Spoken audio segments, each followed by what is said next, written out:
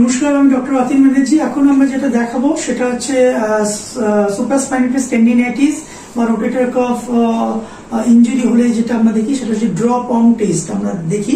তো সেটা কনফার্ম করে আপনার সুপ্রাস্পাইনাটাস টেন্ডিনাইটিস আছে কিনা বা আপনার রোটেট কাফ আপনার টিয়ার আছে বা কোনো ইনজুরি আছে সেটা, ঠিক আছে।